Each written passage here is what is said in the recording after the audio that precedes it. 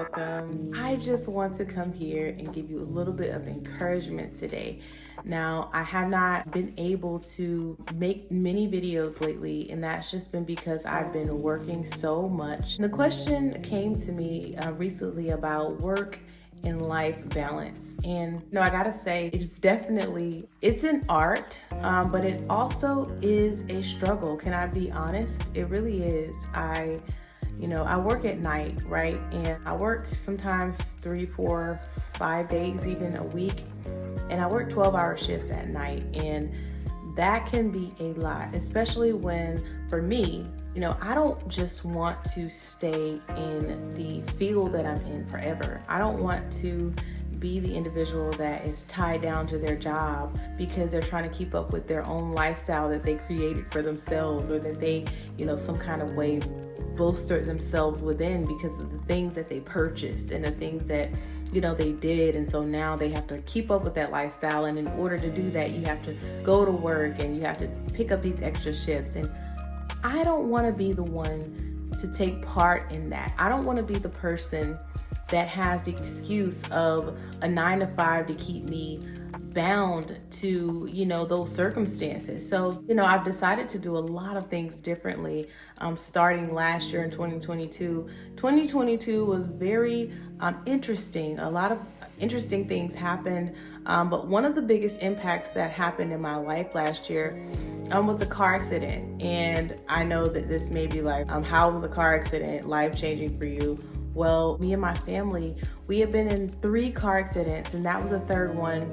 And it was very traumatic because all of us were in the car, and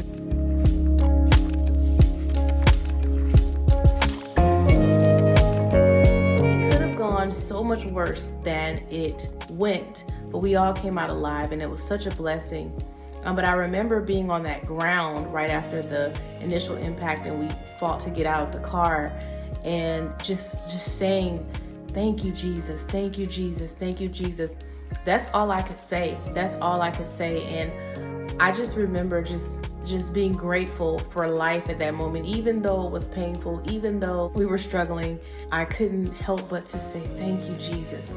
And I thought that, God, you have given me another opportunity at life once again, just as he has done for years and years, right? 32 years of my life. And I'm so thankful for that. And even though I've accomplished things, and even though things have transpired in the way that they have, I realized that there was more. There was more. And I didn't want to get complacent again at a job that was paying me well. I hit my first 6 figures like 2 years ago, and I felt like this was supposed to be magical. It wasn't as magical as I thought that it would be. So I started to really think, how could I contribute to the world in a different way in which I felt fulfilled, in which I felt like I was truly making an impact on others.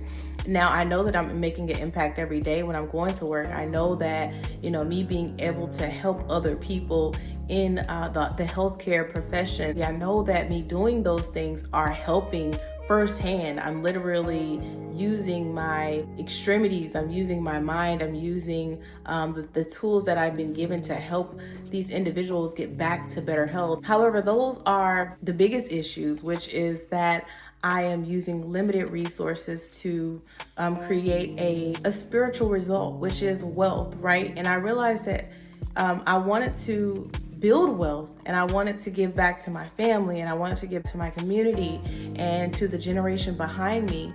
And that, maybe my job wasn't going to afford me that opportunity, and maybe the level of service that I was already given wasn't enough to truly help me to reach that goal. So that's when I began to think, literally, it's just crazy. All of those thoughts were just going through my head, even that night.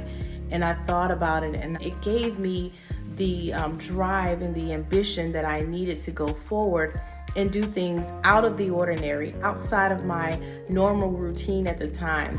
And I think that when we talk about work-life balance, we have to understand first what we want, what we desire, what our goals are in life. And once we really have clarity on that, then we can make the decisions to move forward in the time where, we are having these redundant type of moments in our life that seem like they're cyclical and it's the same as it's always been. When we're having those moments, we can easily make the decision to say, no, I'm doing something different. I'm doing something now in this moment that's going to help me reach my goal.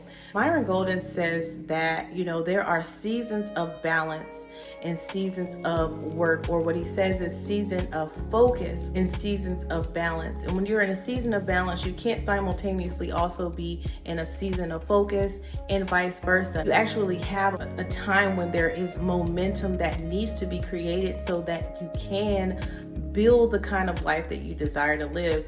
And it does take sacrifice. It does take, having those conversations with your family and letting them know, like, hey, these next few days or next few weeks or even months, sometimes years are going to look a little bit different. But that doesn't mean that you disregard, your commitments to everything else and every place else. It means that while you're in this season of focus, you are now utilizing all of the resources that you have to put towards reaching your goals. If we really are honest, although that may seem hard, you have to choose your heart, because 10 years from now, when you haven't made the decision to do something different and you wanted to stay in this similar life, 10 years from now, when you look down the road and it's all the same, you may be dealing with things that are going to be hard, even harder. And some of those things are going to be able to be solved with money. Not everything, because money doesn't solve everything. But the Bible says money answereth all things. So there are so many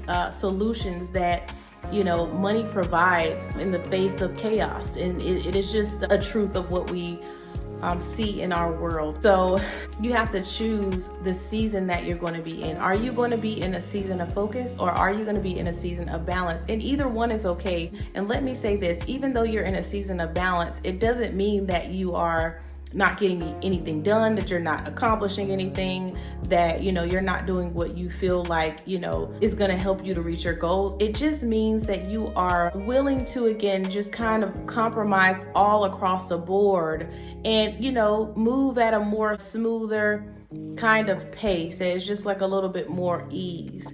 But I have to be honest, I've lived that ease for a while, and I know that some people might say, no, you've been going. And I'm like, maybe I have, but I didn't have much direction with it. And so I didn't feel like I was as focused as I needed to be. I decided that I would not allow myself to be distracted anymore. So work-life balance, is there such a thing? I guess the answer is, it is what you want it to be. Your life is what you have designed for it to be. Jim Rohn said a quote, I always refer back to it, but he said that through testimonial and personal experience, we have enough information to conclude that it's possible to live and design an extraordinary life. And you can live and design your life day by day, month by month, year by year. 2023 does not have to be the same as all of the other years have been. You can do something different. And don't feel bad for going after your dreams and going after the things that God placed inside of you. Remember that it is connected to a level of service, a level of community, and a level of contribution to others, and that is kind of what God placed inside of us. The ability to create, the ability to produce. He said to be fruitful and to multiply. So when you begin to do that, you will be fulfilled. And that's what I truly believe. You won't get down the road in your life and kind of have regrets and, wish that you would have done that, or that things would have been different in this way. You actually have gone out and did the things that you've desired to do. The best thing for me lately has been to include these routines. Like if it's hard to get a few books in a month, then what I've started to do was like choose times throughout my day and set them on my alarm, and that's the time when I put aside for that. And now if I don't have, like, if I'm doing something else, then sometimes I'll kind of hold off, but I'll make sure that I do it. Another thing is that I've just been very cognizant of the things that I've been doing on a daily basis, because that's our life. That's where the disciplines and the habits are stem from, the things that we do every day. So it's been helpful for me to even write down the things that I want to do at certain times, put it in my phone, maybe put it on my clock, and so that I'll get a ring and it'll say like, time to read or workout or something like that. You have to find out what works for you.